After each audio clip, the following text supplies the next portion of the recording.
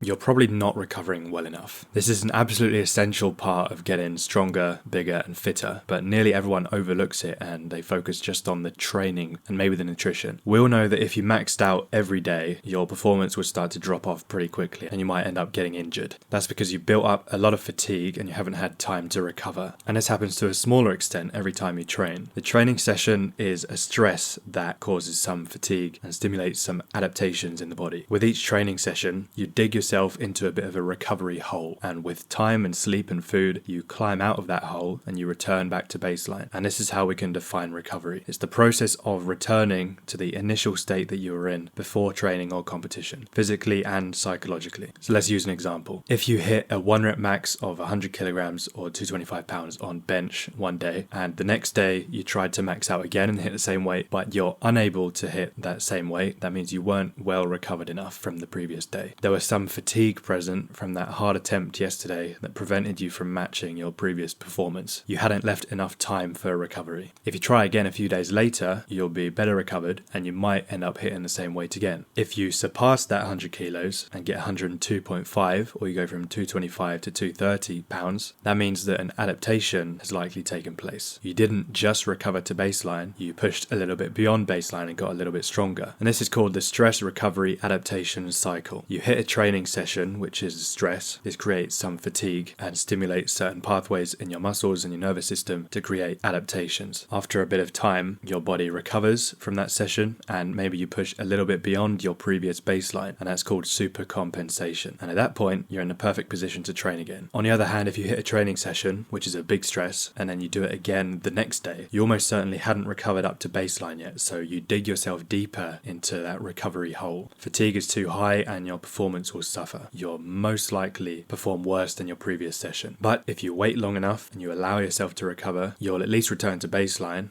and probably get an adaptation, but it will be delayed because you didn't time your training properly. If you just never allow yourself to recover by maxing out every day and having really poor sleep, you can see how you just dig yourself deeper and deeper into this recovery hole and your performance will keep getting worse and you won't see the adaptations that you want. It's not very common for it to be this bad. The body is very resilient and it can recover pretty well. You have to push yourself very hard and not allow yourself to recover properly to end up in this position. This is classic overtraining, like loads of volume, high intensity, poor sleep, really high training frequency. I would say most people are in the second camp where they don't quite recover enough to see the big adaptations that they like and they kind of stay in the same place or they just barely move the needle. What we want is to make sure this recovery process takes us up to baseline and beyond, and ideally as quickly as possible so that we can train again at the peak of supercompensation, get another stimulus in, resulting in more adaptation. And over time you can see how this will increase your performance. This is exactly what happens when you first start at the gym. You train, which is a pretty big stress because you're not used to it. You're really sore after that first session. You recover and you go back to the gym and you discover you can do a bit more weight than last time. And after the second session, you're not quite as sore as the first time because of the repeated bout effect. And you keep hitting your gym sessions and each time you're able to do a bit more weight or more reps as your body adapts to the previous training session. That doesn't mean you're building muscle. Things like improvements in coordination and neuromuscular efficiency occur before hypertrophy starts happening, but these are still adaptations taking place. Of course, this rate of improvement doesn't last forever. You definitely get diminishing returns. The fastest progress is always going to be made earlier in your lifting career, assuming that you do everything perfectly, and it slows down as time goes on. But the principles don't change throughout the journey. You need a stimulus that's big enough to drive an adaptation, basically that's a good workout, and you need recovery that's good enough to allow that adaptation to occur. How long it takes to recover will depend on how big the stress was, like how hard you trained, how much damage was done, and it will also depend on your ability to recover. Things like sleep, food, immune system, and so on. And just quickly, if you're finding this video helpful, sign up for my email newsletter. You'll get a free workout program that follows the principles I'm talking about in this video. Link is in the description. I'll start with the stress. The bigger the stress, the deeper the recovery hole you dig yourself into. Big stresses include training close to failure. That causes a lot of damage and it's harder to recover from than if you stayed far away from failure. That should seem obvious when I put it that way. But the thing is, those reps that are close to failure are also the most stimulating for hypertrophy. So you need a big enough stress to stimulate the adaptation, and that stress is going to cause some damage and create some fatigue. You just don't want to create such a massive stress that it becomes counterproductive. In this context, stopping about 1 or 2 reps away from failure failure is probably better than going all the way to failure every set. And pushing beyond failure causes even more damage and is much harder to recover from. So Mike Mensa style training with one set pushed way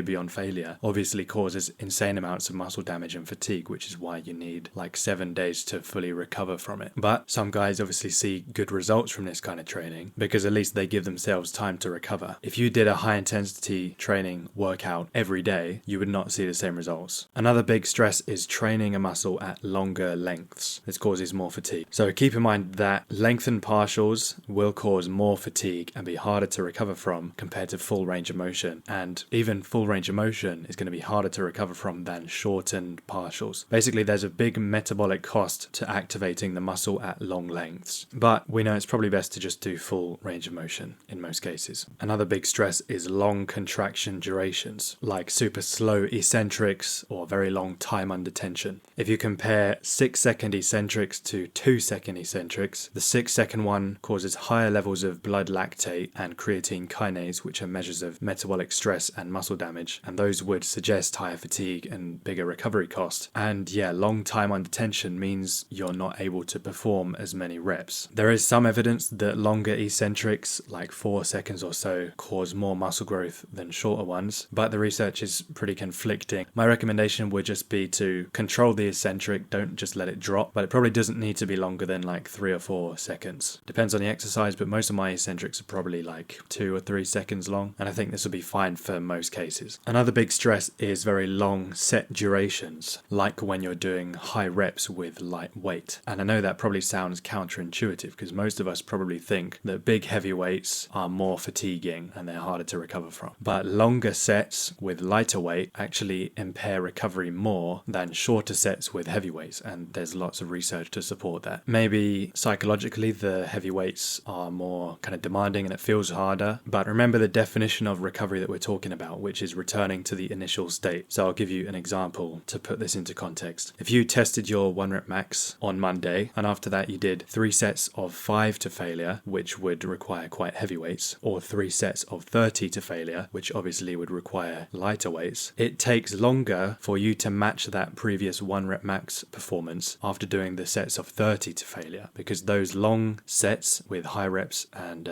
light weight, those sets are more fatiguing, which again seems counterintuitive, but that is what the research suggests. And you will probably notice that you get much more sore after a set of 30 to failure than a set of 5 to failure. Another big stress is doing new exercises or new ranges of motion that you're not used to. I'll give you a personal example. I usually do seated leg curls, but one time the machine was taken and I had to do lying leg curls, and my hamstrings were very sore the day after because I was training that muscle from a new angle, a new position. But if I did those exercises regularly, they wouldn't get so damaged or sore because my body would get used to them pretty quickly. And for all of these stresses I've talked about, they're all exacerbated with higher volumes. Like more sets per workout and per week creates a bigger stress, obviously, because you're just doing more work. That's more for your body to recover from. So controlling your volume is one of the main ways to control how much stress and fatigue you're putting onto your body. The takeaway is you need a big stress to stimulate adaptations like hypertrophy or strength gains or speed gains, but not so big that it causes too much fatigue and hinders your ability to recover normally and adapt. There's an ideal window between not training hard enough and training too hard. So let's think about these variables on a spectrum, assuming pretty much all else is equal except the one variable that we're talking about. Does higher or lower volume cause a bigger stress, more fatigue, and take longer to recover from? It's higher volume. If you take a heavy load to failure or a light load to failure, which one causes more fatigue? Like I said, perhaps counterintuitively, it's actually light loads, probably because you have to do more reps and the set is much longer, and you just get more like metabolite buildup and more calcium ion accumulation and those kind of things. Longer set duration or shorter set duration, which is more damaging and fatiguing? It's the longer one. Slow or fast contraction velocity? It's slow. Lengthened or shortened bias lifts? Lengthened. Close to failure or far from failure? Obviously close to failure is going to be more damaging and take longer to recover from. New exercises or familiar exercises? The new ones. And a couple more. Long rest periods or short rest periods? Short ones are obviously going to lead to more fatigue and be harder to recover from. And high frequency training or low frequency training? High frequency obviously means you have less time to recover, so all else equal, that will be harder to recover from. Keep these variables in mind when you're thinking about recovery, these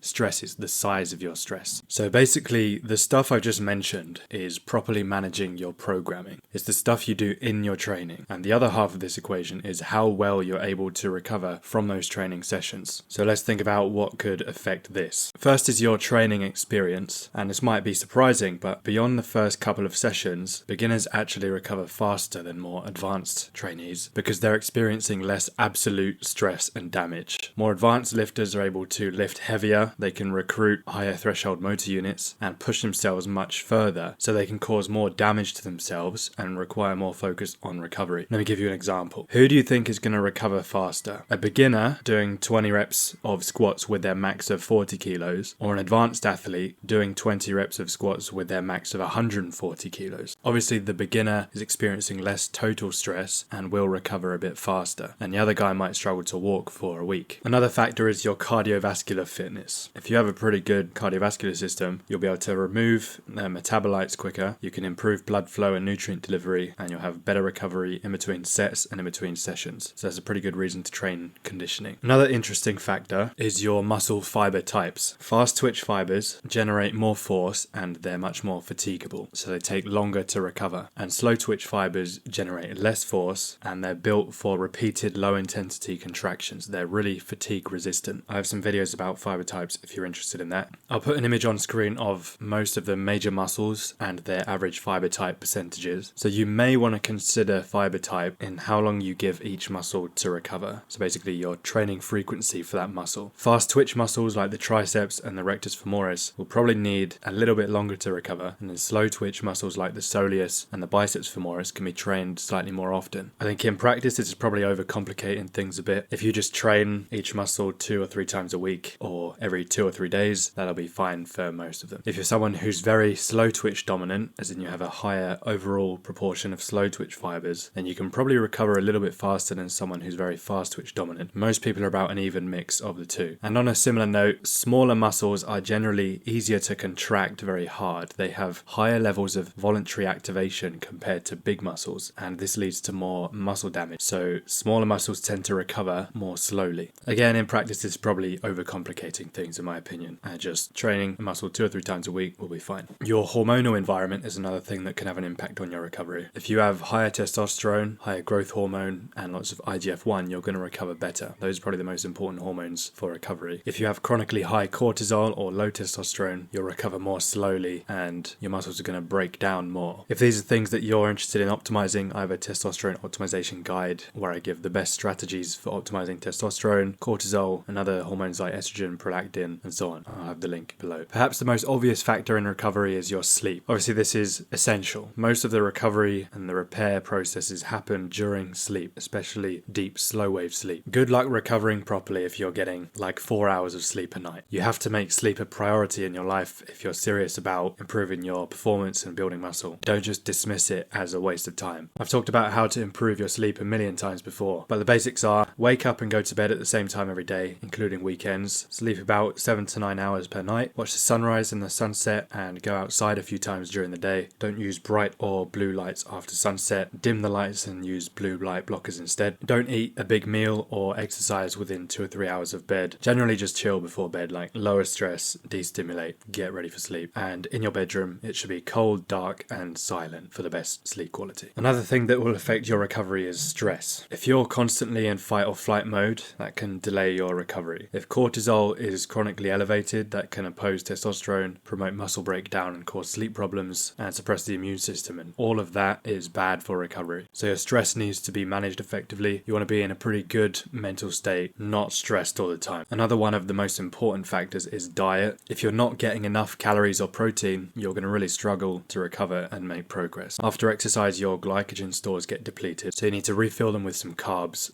Carbs mostly timed around your workout. So some before the workout. If it's a really long one, you can have carbs within the workout, and definitely afterwards as well, combined with protein afterwards. Stay hydrated before, during, and after the workout, and all day. Don't drink a load of alcohol. And there are some specific foods that seem to help with recovery from exercise. An interesting one is tart cherry juice. I actually did some research on this at my university. My research group was looking into bioactive compounds in plants like blueberries, elderberries, some herbs, and tart cherry juice. And I was investigating the mechanism of how tart cherry improves recovery and performance, and we suspected it was the antioxidant antioxidant properties, kind of unsurprisingly. Another one is omega-3s from things like fatty fish, pineapple. This has an enzyme called bromelain, which seems to help with recovery. Watermelon contains an amino acid called L-citrulline, which seems to help with recovery, and dark chocolate as well, probably the polyphenols. And just to touch on supplements, creatine absolutely helps. Magnesium can help with relaxation and sleep and recovery, and some adaptogens like ashwagandha or rhodiola can lower cortisol if it's high. Otherwise, you really don't need to use these. And I want to say that again, if you're not super stressed out with high cortisol, taking these adaptogens can drop your cortisol dangerously low. And I've heard stories of guys with permanent anhedonia and emotional flatlining because they took ashwagandha and then like 5 years later they still hadn't recovered. So I'm not quick to recommend ashwagandha or anything else that really messes with cortisol quite powerfully. Something else that will help with recovery is good blood flow. You want nutrients and oxygen to be delivered to the muscles, the damaged tissues, and you want metabolic waste products to be removed, and all of that is helped by good blood flow. So light movement is great, things like walking, yoga, hiking, that kind of thing. You should be getting some movement in every day, and we call that active recovery. Compression gear also helps with blood flow. Massage as well. A massage helps in other ways like reducing muscle tightness and soreness. You probably know that most top athletes will have like massage therapists as part of the team to help them with their recovery. Improving your cardio will enhance blood flow, and there are some foods that help blood flow as well. Fatty fish like salmon and sardines are good for the blood vessel health. Beetroots are high in nitrates, which are the precursor to nitric oxide, which is a molecule that widens the blood vessels, allowing for more blood to flow through them. Citrus fruits, garlic, and leafy greens will also help blood flow as well. Heat and cold exposure is an interesting method of improving recovery. You're probably aware that cold exposure has been traditionally used to help recovery, like putting ice on an injured joint or doing ice baths, as is quite popular recently. And cold definitely makes you feel subjectively more recovered, and it's very useful if you absolutely have to perform, like you're in the middle of a competition and you just need to feel ready to perform. But cold might actually impair the molecular processes that should be going on to repair the muscle and create the adaptations that we want. For example, cold water immersion can attenuate the anabolic signaling pathways that are important for hypertrophy. So I know that,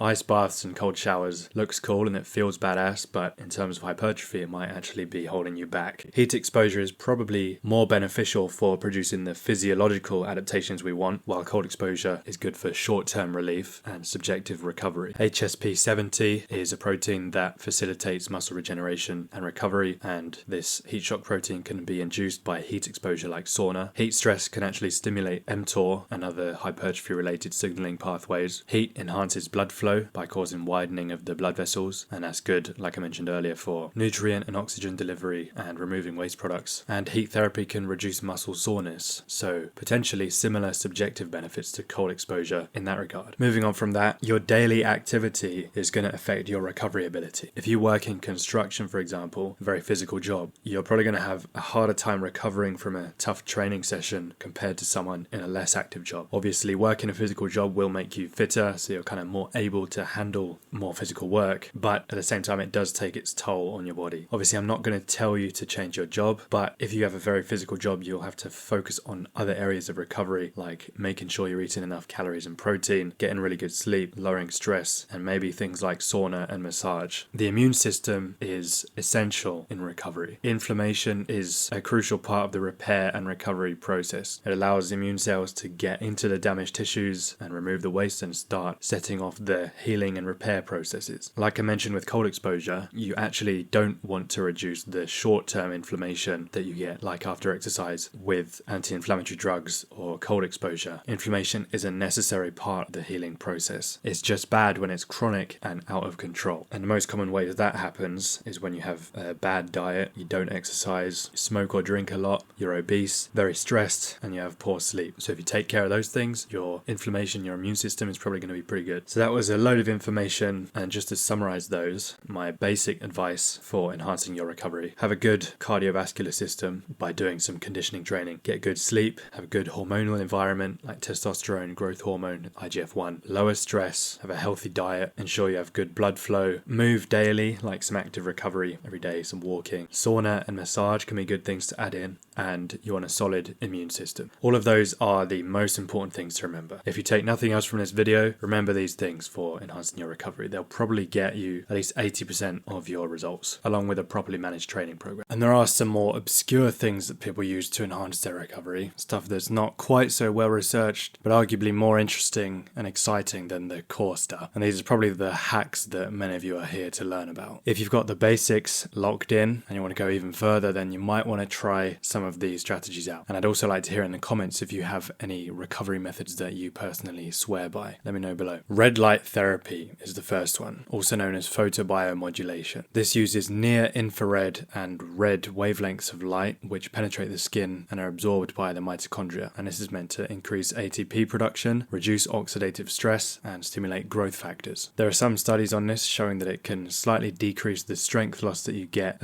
shortly after a workout, can potentially reduce muscle soreness, and it can reduce inflammation. You can get really fancy red light therapy systems, or the budget version is just to use one of these little infrared lamps, and a lot of the biohacking guys on Twitter really swear by red light therapy. Cupping is another one. This is where you place cups on the skin to create suction. It's meant to promote blood flow and reduce muscle tension. I've seen the Chinese Olympic weightlifting team using it and some swimmers as well, so maybe there's something to it if these top level athletes are using it. The next one is grounding or earthing. This involves direct skin contact with the earth, which eliminates the electrical potential between you and the earth. There are studies showing that this reduces inflammation and enhances blood flow, but some of these studies have some questionable conflicts of interest. There needs to be much more research done on this because I think it is an interesting topic. Personally, I like the way that being barefoot on the grass makes me feel. It's very calming somehow. I'm not sure I would recommend a grounding mat though. I think you should just be barefoot outside on the natural materials. Hyperbaric oxygen therapy is another one. This is where you're breathing pure oxygen in a pressurized environment, which allows the lungs to gather much more oxygen than is normally possible. LeBron James is one famous athlete who does this. It's supposed to speed up healing from injuries, reduce inflammation and pain, and improve aerobic metabolism. And there is mixed evidence on its ability to improve recovery. Palm cooling. I remember hearing about this from Huberman like 4 years ago. This is where you cool your palms in between sets during your workout. So not really a long-term recovery thing, just to kind of increase short-term recovery. The palms of your hands, and I believe the soles of your feet, have arteriovenous anastomoses, which are basically direct connections between the arteries and veins. And usually the blood has to go through capillaries in order to pass from the arteries to the veins. And these parts of the vascular system release a lot more heat than anywhere else in the body. And if you cool them down, that means that the cool blood returns to the heart and lowers the core body temperature. That's the theory. There's mixed evidence of whether it actually works. I think the difference in performance and recovery that you get from using this is probably pretty minor, but I guess there's not much better to do in between sets, so you can try it out if you want. You definitely don't want to be overheating. Next is bathing with magnesium salts. This definitely relaxes the muscles and can reduce soreness, and it really helps you to relax and sleep. And baths are a way of getting heat exposure, which I talked about earlier. That's pretty good for recovery. The enhanced blood flow, heat shock proteins. If you're someone who takes baths quite a lot, then you might as well add in some magnesium salts like Epsom salts or magnesium chloride flakes. Maybe light a few candles. Lovely stuff. Good thing to do before bed.